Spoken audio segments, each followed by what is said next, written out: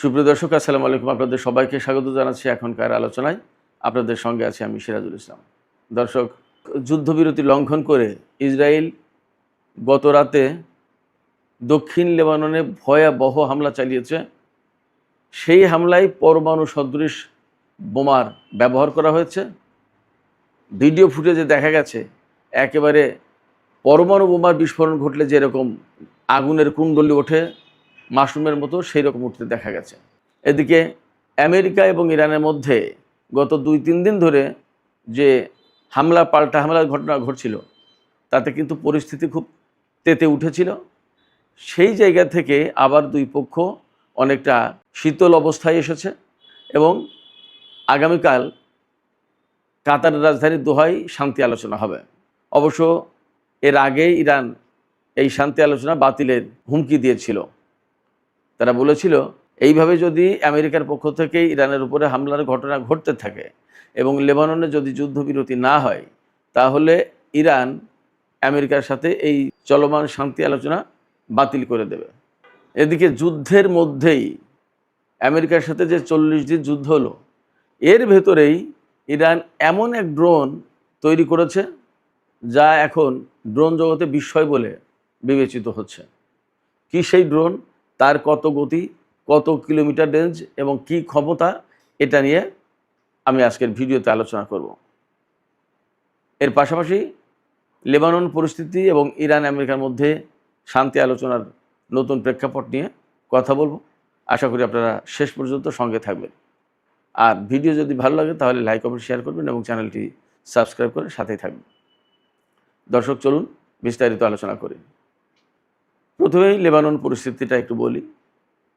লেবাননে গত রাতে ইসরায়েলের যুদ্ধবাজ সরকার একেবারে যুদ্ধবিরতি ভেঙে যে চুক্তি হয়েছে লেবানন সরকারের সাথে ইসরায়েলের, সেই চুক্তি লঙ্ঘন করে দক্ষিণ লেবাননে ভয়াবহ হামলা চালিয়েছে। বলা হচ্ছে একটি গ্রাম একেবারে জ্বালিয়ে দিয়েছে। জানি না সেখানে কী রকমের ক্ষয়ক্ষতি হতাহতের ঘটনা ঘটেছে।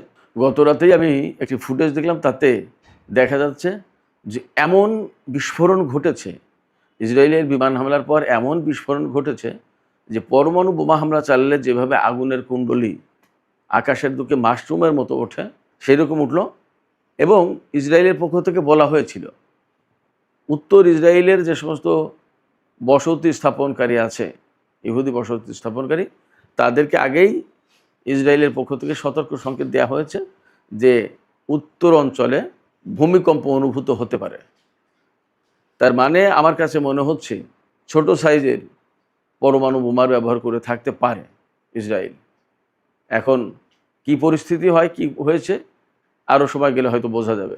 মুশকিল হয়েছে, সেখানে তো সাধারণ কোনো মিডিয়া বা সাংবাদিকের যাওয়ার কোনো সুযোগ নেই। আল জাজিরা থেকে শুরু করে এ পর্যন্ত বহু মিডিয়ার সাংবাদিক নিহত হয়েছে ইসরায়েলি সেনাদের হাতে। যাই হোক, দক্ষিণ লেবাননে এই সংঘর্ষ কখন হচ্ছে? তার 2 দিন আগে ইসরায়েল এবং লেবাননের মধ্যে যুদ্ধবিরতি চুক্তি হয়েছে। সেই চুক্তিতে মধ্যস্থতাকারী হিসেবে ভূমিকা পালন করেছে আমেরিকা। এবং ইরানের সাথে আমেরিকার যে সমঝোতা স্মারক সই হয়েছে, সেই সমঝোতা স্মারকের 1 নম্বর ধারাই বলা হয়েছিল যে লেবানন ফ্রন্ট সহ মধ্যপ্রাচ্যের যত ফ্রন্টে যুদ্ধ হচ্ছে, সব ফ্রন্টে যুদ্ধ বন্ধ করতে হবে। তো আমেরিকা কিন্তু সেই সমঝোতা স্মারক সই করেছে, যেহেতু তারা তা মানতে বাধ্য, কিন্তু তারা তা মানছে না। শুধু তাই না, ইসরায়েলও মানছে না। আর এই ইসরায়েল এবং লেবাননের মধ্যে যে চুক্তিটা হয়েছে, সেই চুক্তিতে বলা হয়েছে লেবাননে যে সমস্ত ইসরায়েলি সেনা রয়েছে তার অংশবিশেষ লেবাননে থেকে যাবে। তার মানে লেবাননের দখলদারিত্ব থেকে যাবে। এই যদি হয় অবস্থা, তাহলে সেখানে শান্তি চুক্তি করার কী মানে আছে? লেবাননের সার্বভৌমত্ব থাকে কোথায়? দক্ষিণ লেবাননের সামরিক বাহিনীর তৎপরতা নেই, হিজবুল্লাহ থাকতে পারবে না, থাকবে ইসরায়েলি বাহিনী। এটা কি লেবাননের পক্ষের কোনো চুক্তি হলো? এই জন্য হিজবুল্লাহ বলেছে, আমরা এই চুক্তি মানব না। তো যার প্রেক্ষাপটে দুই পক্ষের মধ্যে বড় রকমের সংঘর্ষ হচ্ছে। এই সংঘর্ষের পরিণতি আসলে কোথায় গিয়ে দাঁড়ায়, এর পরিণতি যে কী বলা মুশকিল।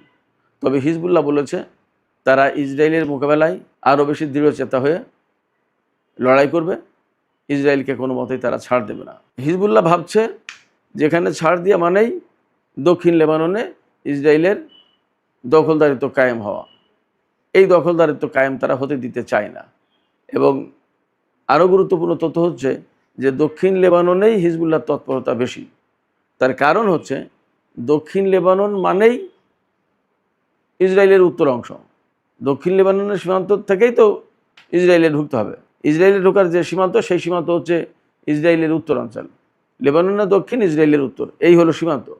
তো সেই সীমান্তে যদি ইসরায়েলের ভেতরে তো ইসরায়েলের তৎপরতা থাকবেই, উপরন্তু লেবাননের সীমান্তে যদি ইসরায়েলিদের অবস্থান থাকে, তাহলে লেবাননের স্বাধীনতা সার্বভৌমত্ব যেমন থাকে না, তেমনি লেবাননের এই যে প্রতিরোধকামী সংগঠনটি, তাদের কোনো অস্তিত্ব থাকে না। এই জায়গা থেকে যে চুক্তি করেছে লেবাননের সরকার আর ইসরায়েল, সেই চুক্তির ভবিষ্যৎ আসলে ভালো বলে মনে হচ্ছে না। আমি এখানে আপনাদেরকে একটু জাস্ট খেয়াল করিয়ে দিই, লেবাননের প্রেসিডেন্ট কিন্তু খ্রিস্টান সম্প্রদায় থেকে, আর প্রধানমন্ত্রী সুন্নি সম্প্রদায় থেকে। সুন্নি সম্প্রদায়ের প্রধানমন্ত্রী হওয়ার কারণে তারা সৌদি আরব থেকে শুরু করে আরও বিশ্বের যে সমস্ত দেশ হিজবুল্লাহ বিরোধী, তাদের সাথে বেশি সম্পর্ক রাখে। আর বর্তমানে যে প্রেসিডেন্ট জোসেফ আউন, সে ভদ্রলোক একসময় লেবাননের সেনাপ্রধান ছিলেন। এই জোসেফ আউন তিনি হচ্ছেন খ্রিস্টান সম্প্রদায়ের। ফলে হিজবুল্লাহর স্বার্থ দেখা বা কার্যত লেবাননের স্বাধীনতার সার্বভৌমত্ব দেখার মতো মানুষ কেউ নেই। এটা হলো আর একটা বিরাট বড় সমস্যা। যাই হোক, ইরান ওই পাশে যথেষ্ট চাপ দিয়েছে আমেরিকাকে। হরমুজ প্রণালীকে কেন্দ্র করে বা পারস্য উপসাগরের হরমুজ প্রণালী এলাকা, এই সমস্ত এলাকায় জাহাজ চলাচল নিয়ে ইরানের যে আপত্তি ছিল, সেই আপত্তির মুখে ইরান বেশ কয়েকটা তেলবাহী বা পণ্যবাহী কার্গো জাহাজের উপর হামলা করেছিল।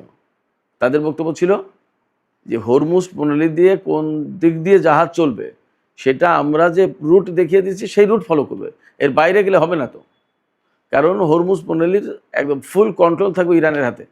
ওমান তার সাথে শরিকদার, কিন্তু মূল কন্ট্রোল ইরানের হাতে থাকবে।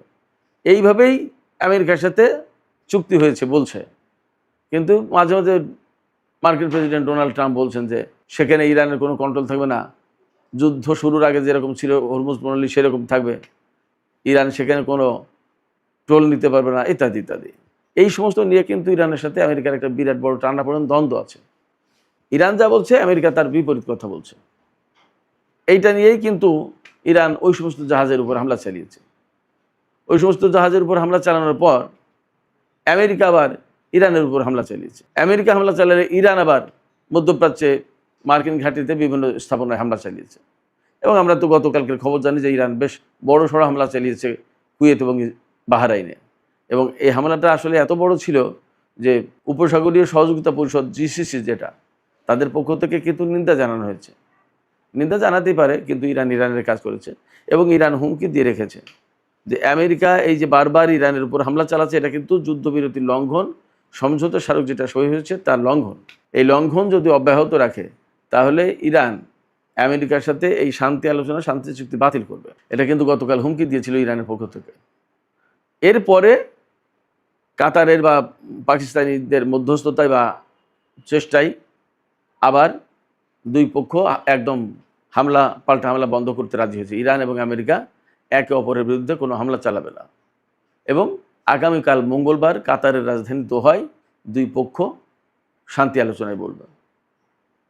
এখানে এরই মধ্যে অনেকগুলো কথা উঠেছে। ইরানের যে সমস্ত অর্থ বিদেশে আটকা ছিল, সেগুলো ফেরত দেওয়ার কথা ছিল। এ ব্যাপারে চুক্তিও হয়েছে, কিন্তু এখনও ইরান ফেরত পায়নি। ইরানের উপর থেকে নিষেধাজ্ঞা যেগুলো একদম রদ করার কথা ছিল, স্থগিত করার কথা ছিল, সেগুলো এখনও পুরোপুরি করেনি। এরকম অনেকগুলো শর্ত, যে 14 দফা শর্ত হয়েছে, সেই 14 দফা শর্তের ভিতরে বেশিরভাগই কিন্তু এখনও বাস্তবায়ন করা হয়নি। এইগুলো বাস্তবায়ন করার পরেই কিন্তু ইরান আর আমেরিকার মধ্যে পরমাণু আলোচনা হবে। বিষয়টা খেয়াল রাখতে হবে। এখনই ইরানের সাথে আমেরিকার পরমাণু আলোচনা শুরু হয়ে যাবে না। পরমাণু আলোচনার যে পার্টটা, এইটা তো চূড়ান্ত চুক্তি হবে। এইটা বাদ দিয়ে বাকি যত শর্ত আছে, সমস্ত শর্ত আমেরিকা ফুলফিল করবে, তারপরে এই আলোচনায় যাবে। তা যদি না হয়, তাহলে কিন্তু এই আলোচনার ভবিষ্যৎ ভালো না, এটা মোটামুটি বোঝা যাচ্ছে। বিশেষ করে গতকাল পর্যন্ত ইরান এবং আমেরিকার মধ্যে ব্যাপক টানাপোড়েন উত্তেজনা ছিল। এই টানাপোড়েন উত্তেজনার ভেতরেই গতকাল ইরানের পক্ষ থেকে সামরিক বিষয়ে একটা চমকপ্রদ ঘোষণা দেওয়া হয়েছে। ইরানের সামরিক বাহিনীর মুখপাত্র তিনি জানিয়েছেন যে এই যুদ্ধের সময় ইরান শুধু যুদ্ধই করেনি, এর ভিতরে বড় বড় গবেষণা করেছে এবং নতুন নতুন অস্ত্রও তৈরি করেছে। আশ্চর্যের ব্যাপার না? যখন যুদ্ধ নিয়ে সবাই ব্যস্ত তখন ইরান নতুন অস্ত্র বের করেছে এবং গবেষণা করেছে সামরিক খাতে। এর একটা ফলাফল হচ্ছে আরাস-2 নামে একটা ড্রোন তৈরি। আরাস-2 হচ্ছে আত্মঘাতী ড্রোন। এরা ঘন্টায় 350 থেকে 480 কিলোমিটার পর্যন্ত দ্রুত গতিতে চলতে পারে। 480 কিলোমিটার পর্যন্ত যদি চলতে পারে তাহলে তার গতি কিন্তু একদম কম না। তো এই ড্রোন মিসাইলের মতো এত দ্রুত চলতে পারে না, কিন্তু গতি একদম খারাপ না। মজার ব্যাপার হচ্ছে মিসাইল তো তার মতো করে চলে, আর এই ড্রোন তো মানুষ চালায় পেছন থেকে রিমোট কন্ট্রোল দিয়ে। ফলে এই ড্রোন তো কন্ট্রোল করে অনেক কিছু করা যায়। আর ড্রোন যে যুদ্ধক্ষেত্রে কত বেশি কার্যকরী তা তো আমরা ইরান, আমেরিকা, ইসরায়েলের যুদ্ধে দেখলাম, রাশিয়ার যুদ্ধে দেখেছি, অনেক জায়গায় দেখেছি। ড্রোন হচ্ছে গরিবের এয়ারফোর্স। যাই হোক, তো এই আরাস ড্রোন 480 কিলোমিটার সর্বোচ্চ গতিতে যেতে পারে, 2000 কিলোমিটারের বেশি দূর পর্যন্ত যেতে পারে। তার মানে ইরান থেকে ইসরায়েল ইজিলি কাভার করবে এই ড্রোন। আর এই ড্রোন ওয়ারহেড বা বিস্ফোরক বহন করতে পারে 150 কেজি, তার মানে 3 মণ 30 কেজি। একেবারে সাধারণ ব্যাপার না। 3 মণ 30 কেজি ওজনের একটা কিছু যদি এরকম 300-400 কিলোমিটার গতিতে গিয়ে কোথাও আঘাত হানে, তাহলে তার অবস্থা কি? ব্যাপক বিস্ফোরণ ঘটে। ভালো একটা শক্তিশালী ড্রোন এটা। সম্ভবত ইরানের হাতে তৈরি যত ড্রোনের মতো তার ভিতরে এটা কামিকাজে ড্রোন হিসেবে সবচেয়ে বেশি শক্তিশালী। এই ড্রোন দিয়ে কি করা যায়? সবচেয়ে বড় কথা হচ্ছে এটা। এই ড্রোন মেইনলি যে কাজে ব্যবহার করা হবে সেটা হচ্ছে যে শত্রুর বিমান ঘাঁটি লক্ষ্য করে হামলা চালানো হবে। যে সমস্ত বিমানের হ্যাঙ্গারে বিমান রাখা হয় সেই হ্যাঙ্গারে হামলা চালাবে। এরপরে সামরিক স্থাপনা, সামরিক ঘাঁটি, তারপরে বিমানবন্দর। তার মানে আমি যা বুঝলাম, আমার কাছে যেটা মনে হচ্ছে, ইসরায়েল এবং আমেরিকার যে বিমান শক্তি যেটা আছে, এই বিমান শক্তিকে মেইনলি ঘায়েল করার জন্য এই আরাস-2 ড্রোন তৈরি করা হয়েছে। তার মানে হচ্ছে যদি নিকট ভবিষ্যতে ইসরায়েলের সাথে আমেরিকার সাথে ইরানের যুদ্ধ শুরু হয় আবার, তাহলে এই আরাস ড্রোনের ব্যাপক ব্যবহার দেখা যাবে, এমন খবর কিন্তু ইরানের সামরিক বাহিনী দিয়েছে। তাতে বোঝা যাচ্ছে যে আমেরিকা এবং ইসরায়েল বেসিক্যালি ইরানের এই সামরিক শক্তির ভাষাটাকে তারা আমলে নিচ্ছে, এমনি কূটনীতির কথা কিন্তু তারা সহজে আমলে নিতে চায় না। এই যে যুদ্ধটা গেল, সেই যুদ্ধে যদি ইরান খুব স্ট্রংলি রোল প্লে করতে না পারত, খুব কার্যকরভাবে এবং শক্তভাবে যদি ইসরায়েল এবং আমেরিকাকে মোকাবেলা না করতে পারতো, তাহলে এতদিন ইরানই তো দখল করে দিত। অন্য কথা তো পরের কথা। সেই জায়গায় ইরান এই জিনিসটা বুঝেছে আগেই, যার কারণে তারা সামরিক শক্তি এবং অত্যাধুনিক সামরিক শক্তি অর্জন করেছে। আমরা যুদ্ধের যে প্রেক্ষাপট দেখছি তাতে তো পরিষ্কার যে ইরানের প্রযুক্তির কাছে আমেরিকা, ইসরায়েলের হাই টেকনোলজি মার খেয়ে গেছে। তো সেক্ষেত্রে ইরান যখন গতকালকে এই ঘোষণা দিয়েছে এবং হয়তো ব্যাক চ্যানেলে আরও কিছু ঘোষণা দিয়েছে, যার কারণে আমেরিকা নতুন করে একেবারেই চুপ হয়ে গেছে এবং তারা বলেছে যে ইরানের সাথে তাদের আর আপাতত কোনো সংঘর্ষ হবে না। তারা বরং মঙ্গলবার কাতার রাজধানী দোহায় আলোচনায় বসবে।